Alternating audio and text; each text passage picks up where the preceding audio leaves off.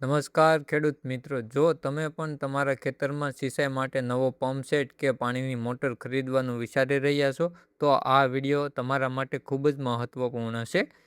વર્ષ 2026માં ગુજરાત સરકાર અને કેન્દ્ર સરકાર દ્વારા પંપ સેટ સબસિડી યોજના હેઠળ ખેડૂતોને મોટી આર્થિક સહાય આપવામાં આવી રહી છે.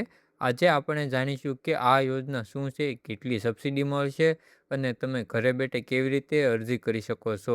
તે વિડીયોના અંત સુધી જોજો, જેથી કરીને કોઈ માહિતી છૂટી ન જાય. યોજનાની આપણે મુખ્ય માહિતીની વાત કરીએ. કોને લાભ મળશે? ગુજરાતના તમામ નાના, સીમાંત અને મોટા ખેડૂતોને આ યોજનાનો લાભ લઈ શકે છે. એટલે કે બધા પ્રકારના ખેડૂતોને આ યોજનાનો લાભ મળશે.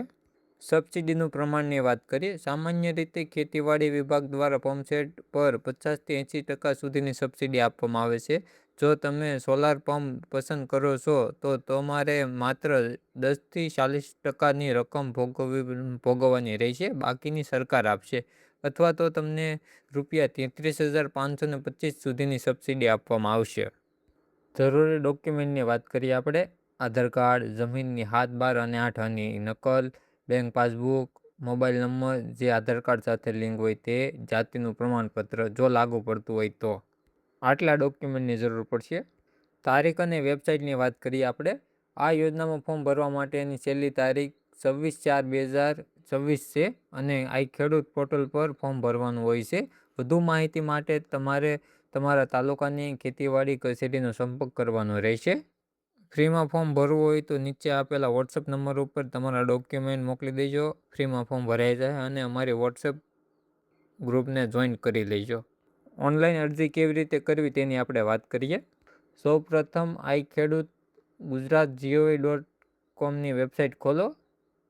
ત્યાં યોજનાઓ પર, સ્કીમ પર, વિભાગમાં ખેતીવાડી યોજનાઓ પર ક્લિક કરો. તેમાં પંપસેટ યોજના શોધી અને અરજી પર ક્લિક કરો. તમારી વિગતો ભરો અને ફોર્મને સબમિટ કરી દો.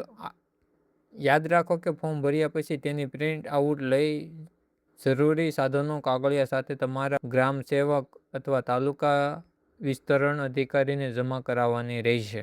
ખેડૂત મિત્રો, આશા છે કે તમને આ માહિતી ઉપયોગી લાગી હશે. જો તમને કોઈ પ્રશ્ન હોય તો નીચે કોમેન્ટમાં જરૂર પૂછજો. આ વિડીયો તમારા બીજા ખેડૂત મિત્રો અને વોટ્સએપ ગ્રુપમાં શેર કરજો, જેથી તેઓ પણ આ યોજનાનો લાભ લઈ શકે. આવી જ ખેતીલક્ષી માહિતી માટે અમારી ચેનલને સબસ્ક્રાઈબ કરવાનું ભૂલતા નહીં. આભાર ખેડૂત મિત્રો.